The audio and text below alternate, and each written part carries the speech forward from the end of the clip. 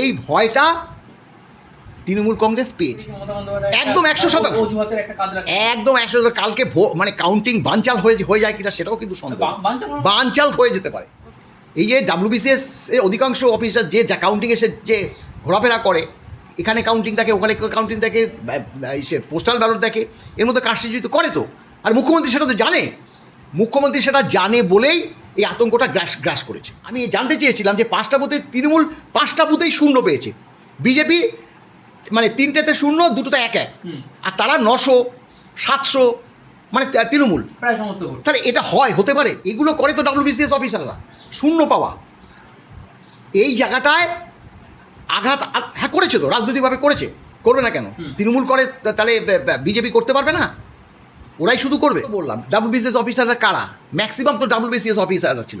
এখন সেটা কিছুটা WBCS অফিসারদের সঙ্গে কিছুটা মানে কেন্দ্রীয় সরকারি কর্মচারীদের ওই বুথের মধ্যে ডিউটি দিয়েছে, সেটাই মাথা ব্যথার কারণ হয়ে গেছে। এই রে গেল রব হয়ে গেছে। ডিস্টেন্স থাকে এতটা, তাদের পক্ষে ওই কন্ট্রোল ইউনিট সামনে এনে দেখাবার ক্ষমতা নেই। আর ওই সিলগুলো তো একটা মানে গালাতে লাগেও না, হবে বিজেপিকে হবে, এটা হয় না। একটা টার্গেট নিয়ে রাখতে হয়, মানে মূল শত্রুকে টার্গেট করতে হয়। 16 সাল থেকে যদি CPM তাদের উচিত ছিল বামফ্রন্টের এই তৃণমূলকে টার্গেট করা, যে একে হারাতেই হবে। বিধানসভায় দাঁড়িয়ে যেখানে 4% মহার্ঘ ভাতা 1 এপ্রিল থেকে দেওয়ার কথা ছিল, সেটা এপ্রিল মাসে দিল না, মে মাসেও দেবে কিনা তার অর্ডারটা পর্যন্ত বার করলো না। আমি বারবার বলেছি যে আপনাদের তো আয়ু 3 দিন, আর আমি বলেছি যে তোমরা ভাবো গিয়ে কিচ্ছু দেবে না, অমুক দেবে না, তমুক দেবে না, সেটা বলা তো ঠিক না।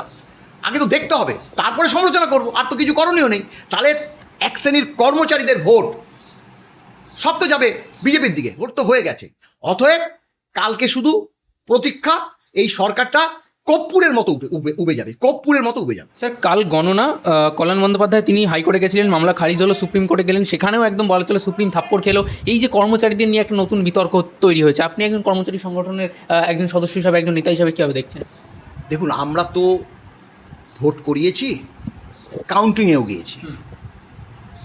এখন ভোটের দিন যেমন রাজ্য সরকারি কর্মচারীদেরও নেওয়া হয়, কেন্দ্রীয় সরকারি কর্মচারীদেরও নেওয়া হয়।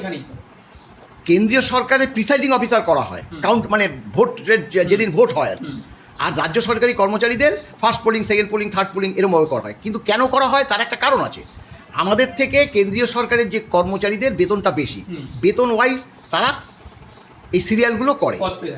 এবার এছাড়া আরও তো অনেক ধরনের রিটার্নিং অফিসার আছে, কাউন্টিং সুপারভাইজার আছে, এগুলোতে রাজ্য সরকারি কর্মচারীরাই করে, WBCS অফিসাররা অধিকাংশ করে।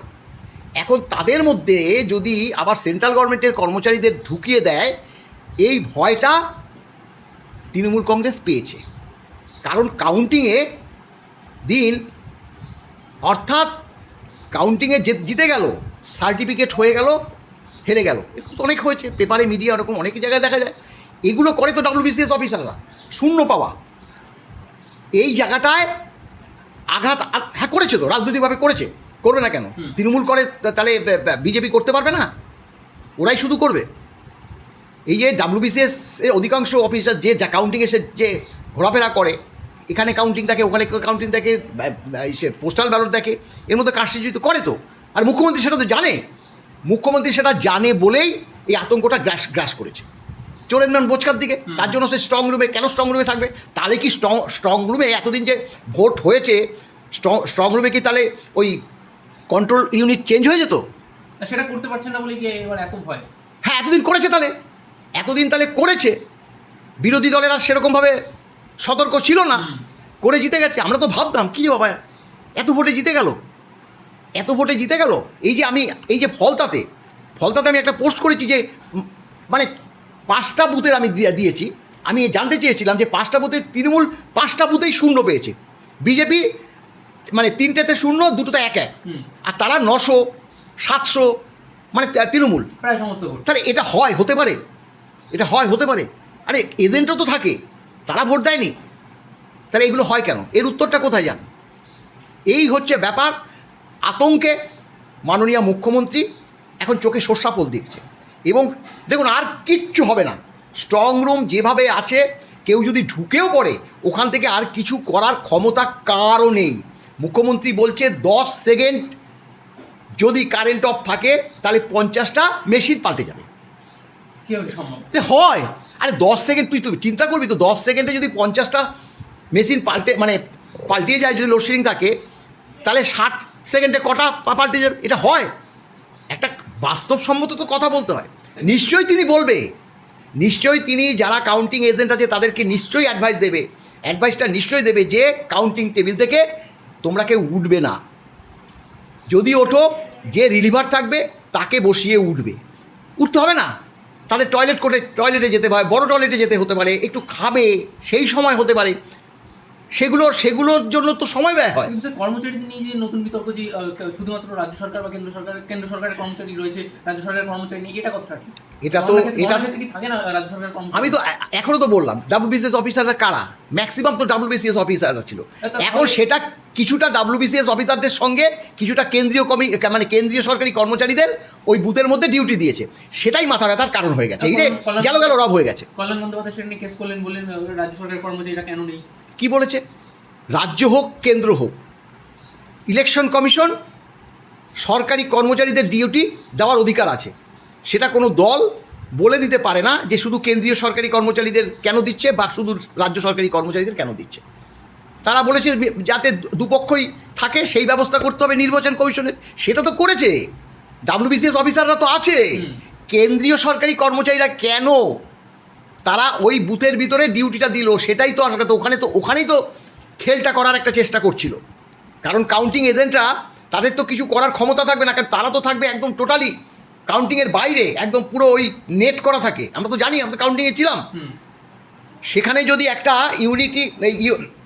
কন্ট্রোল ইউনিট নিয়ে আসে, তাদের যেই নাম্বারটা থাকে 17C, সেই নাম্বারটা তো দিয়ে তো মানে মিলিয়ে দেখে, সেই 17Cর নাম্বারটা যদি ওই কন্ট্রোল ইউনিট পাল্টিও রাখে, শাসক দল হোক বা বিরোধী দল হোক, যে কেউ সেটা ওই যে 17C, সেটা তো তারা জেনে যায়। তো মূল হচ্ছে শাসক দল ভালো মতো জেনে যায়। ভোট 6টায় যখনই শেষ হয়ে গেল, সেই যে 17C তার যে কত ভোট পড়েছে, সেগুলো আগে থেকে যদি দেখা যায় 700 ভোট পড়েছে, সেটা আগে থেকে তৈরি হয়ে গেল। 700-র মধ্যে 650 শাসক দলের মানে ওই বোতাম টিপে ভোট করে নিয়েছে। তারপরে দেখলো যে আর 50টা সাবলিং করে দিল, কেউ কংগ্রেস, কিছু CPM, অমুক তমুক, ব্যাস। এইবার ইভিএমটা মানে ওই কন্ট্রোল ইউনিটটা যদি সেই নাম্বারটা তারা তো জানে কোন নাম্বারে এটাকে চেঞ্জ করা হয়েছে, সেটা ওই নাম্বারটা শুধু এখানে একটা লিখে রাখে, বলে দেয় কন্ট্রোল ইউনিটের নাম্বার অমুক। তারা দেখলো, মিলিয়ে দেখলো এত ভোট পড়েছে, এত, তারা দেখলো ঠিকই ভোট পড়েছে। কারণ তারা ডিস্টেন্স থাকে এতটা, তাদের পক্ষে ওই কন্ট্রোল ইউনিট সামনে এনে দেখাবার ক্ষমতা নেই। আর ওই সিলগুলো তো একটা মানে গালাতে লাগেও না। আমি বিরোধী দলকে বলেছিলাম যে এখানে সিলটা করা উচিত, রিবন সিল করা উচিত। তাহলে ওই রিবনগুলো কেটে অন্য রিবন লাগাতে গেলে ধরা পড়ে যাওয়ার সম্ভাবনা আছে, এবং রিবনটা এমনভাবে লাগাতে হবে যে সেখানে যাতে সিম্বলও থাকে, দূর থেকেই দেখা যায়। ওই গালা সিল কোনো ব্যাপারই না, যার জন্য তো ভয়। কেন তিনি 4 ঘন্টা থাকবে? তাহলে এই ঘটনাগুলো বিগত দিনের হয়েছে, আমি তো বলছি তো। তাহলে চোরের মন বোচকার দিকে। তবে নির্বাচন কমিশন যেভাবে এই যে স্ট্রং রুম পাহারায় রেখেছে, এখান থেকে এবার কিচ্ছু করার ক্ষমতা নেই। অতএব আগামীকাল যখন এই কাউন্টিং শুরু হবে, তখন দেখবেন যে শাসক দল সর্বক্ষেত্রে পিছিয়ে পড়ছে। এটা হবেই, কিছুতেই শাসক দল এবার আর ক্ষমতায় আসতে পারবে না যেভাবে ভোট। একদম 100%, একদম 100%। কালকে কাউন্টিং বানচাল হয়ে যায় কিনা সেটাও কিন্তু সন্দেহ। বানচাল হয়ে যেতে পারে। কি হবে না, কেন হবে না? এরা কিরা পারে? এই যে জাহাঙ্গীরের কেন্দ্র ফলতাতে এত তো সিকিউরিটি। আমাদের এইসব জায়গায় তো ভোট হয়েছে, আমাদের এইসব জায়গায় আগে তো ফলস ভোট, প্রক্সি ভোট, মৃত ভোট পড়েছে। আমি নিজে তো এজেন্ট ছিলাম একটা দলের, কিন্তু সেখানে একটা ভোট না প্রক্সি পড়েছে, না মৃত ভোটের হয়ে কেউ ভোট দিয়ে গেছে, না এলা ফলস ভোট পড়েছে। এবং ভোটের হার কি, 93% ভোট পড়েছে। 729টা ভোটের মধ্যে 93% ভোট পড়েছে। এত ভোট উৎসাহের সঙ্গে, মানে সিকিউরিটি এমনই ছিল, ঢাকঢোল পিটিয়ে মানুষ তাদের গণতান্ত্রিক অধিকার এবার প্রয়োগ করেছে। আপনি দেখলে বোঝেন না, এখানে দুটো মানে শাসক দল আর বিরোধী দল এই দুভাগে ভাগ হয়ে গেছে, হবেই। কারণ এখানে বাম বাম বলবো কি, সিপিএমের কথা বলছি। সিপিএম তো ব্যাপারটা কি, সিপিএমরা এতটাই তাত্ত্বিক, তারা তৃণমূলকেও হারাবে আবার বিজেপিকেও হারাবে। কংগ্রেস তারা তৃণমূলকেও হারাবে বিজেপিকেও হারাবে, এটা হয় না। একটা টার্গেট নিয়ে রাখতে হয়, মানে মূল শত্রুকে টার্গেট করতে হয়। 16 সাল থেকে যদি সিপিএম, তাদের উচিত ছিল বামফ্রন্টের এই তৃণমূলকে টার্গেট করা, যে একে হারাতেই হবে। আমাদের যেভাবে হারিয়েছে, আমাদের যে মুখ্যমন্ত্রী মাননীয় বুদ্ধদেব ভট্টাচার্যকে যেভাবে অপমান করেছে, সেটা যদি 16 সাল থেকে ধরে রাখতো, তারা 16 সালের পরে 19 সালে কংগ্রেসের সঙ্গে জোট করলো না, আবার 21 সালে জোট করলো। মানুষ ভালো চোখে দেখে, মানুষ ভালো চোখে দেখে। তাহলে আমরা তো ব্যাপারটা কি দেখুন, জাতীয়তাবাদী কর্মচারী, সেক্ষেত্রে আমরা তো সরাসরি রাজনৈতিক দল করতে পারি না। এখন আমি রিটায়ার করেছি, আমার প্রেসিডেন্ট রিটায়ার করেছে, রিটায়ার করলে সমস্যা কোনো থাকে না, সেক্ষেত্রে আমরা এখন রাজনৈতিক চরিত্র অবলম্বন করতে পারি। এবার এমন একটা সিচুয়েশন তৈরি হয়ে গেছে, নয় সিপিএ, নয় তৃণমূল, নয় বিজেপি। আর তৃণমূলকে হারাতে গেলে বিজেপিকে ভোট দিতে হবে, এই যে আওয়াজটা তো উঠে গেছে। যারা কমিটেড ভোট, কমিটেড ভোটে তো জয় পরাজয় নির্ধারণ হয় না। কংগ্রেস কি ভোট পাবে না? সিপিএম কি ভোট পাবে না? কিন্তু ফ্লোটিং ভোটটা, যে এবার সারা তৃণমূলকে হারাতেই হবে, দে বিজেপিকে দে। অতএব এখানে বিজেপি ভার্সেস তৃণমূলের যেহেতু লড়াই হয়েছে, মানুষ এই যে সরকারকে আর চাইছে না। কেন চাইবে? কেন চাইবে? আজকে দেখুন সরকারি কর্মচারীদের অবস্থা। আপনি বলুন যে বিধানসভায় দাঁড়িয়ে যেখানে 4% মহার্ঘ ভাতা 1 এপ্রিল থেকে দেওয়ার কথা ছিল, সেটা এপ্রিল মাসে দিল না, মে মাসেও দেবে কিনা তার অর্ডারটা পর্যন্ত বার করলো না। আমি বারবার বলেছি যে আপনাদের তো আয়ু 3 দিন, আর আমি বলেছি 3 দিন আগে আমি পোস্ট করে বলেছি যে আর তো 3 দিন আয়ু, অর্ডারটা বার করুন। এপ্রিল মে মাসের যে একসঙ্গে 8% ডিএটা আপনারা মে মাসের বেতনের সঙ্গে পাবেন, এবং এটাও বিশ্লেষণ করে দিয়েছি। আপনারা ক্ষমতাচ্যুত হলে পরবর্তী যে সরকার আসবে তার দায়টা বেশি বর্তাবে। সে তো তখন ওই যে দেনা আছে সেই দেনা নিয়ে তাকে চলতে হবে। তাহলে তারা ক্ষমতায় আসলে পরেই 8% দিয়ে দিতে হচ্ছে, দিল না। কালকে কাউন্টিং, এবার পরবর্তী যে সরকার আসবে সে যে মে মাসে দেবে তার তো কোনো সিউরিটি নেই। যে আসে লঙ্কায় সেই তো রাবণ হয়। বিজেপি অনেক বড় বড় কথা বলেছে, আমরা জানি তো, যে আসলে পরেই বেতন কমিশন, আসলে পরেই ডিএ, সেটা তো বিশ্বাস আমরা সবসময় করতে পারি না, কারণ এর আগে তৃণমূলও বলেছিল। তবে আশা তো সাধারণভাবে কী হয়, মানুষ তো আশা নিয়েই বাঁচে। কর্মচারীরাও তো আশা নিয়ে দেখছে যে বিজেপি আসলেই তো 7th পে কমিশন করবে, বিজেপি আসলেই তো বকেয়া ডিএটা দিয়ে দেবে। এটা তো তারা ভাবতেই পারে। আমি তো তার ভাবনাকে আঘাত করতে পারি না। আমি তো বলতে পারি না যে তোমরা ভাবো গিয়ে কিচ্ছু দেবে না, অমুক দেবে না, তমুক দেবে না। সেটা বলা তো ঠিক না। আগে তো দেখতে হবে, তারপরে সমালোচনা করবো। আর তো কিছু করণীয় নেই। তাহলে এক শ্রেণীর কর্মচারীদের ভোট সব তো যাবে বিজেপির দিকে, সব তো যাবে বিজেপির দিকে।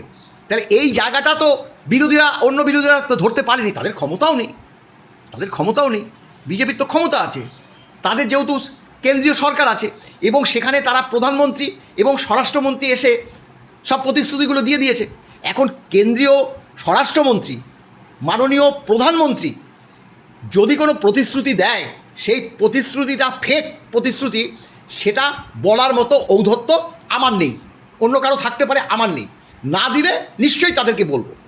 আমি বলে কর্মচারী সমাজকে আঘাত আনতে চাই না। তারা যেটা মনে করেছে, ভোট তো হয়ে গেছে। অতএব কালকে শুধু প্রতীক্ষা, এই সরকারটা কর্পূরের মতো উবে যাবে।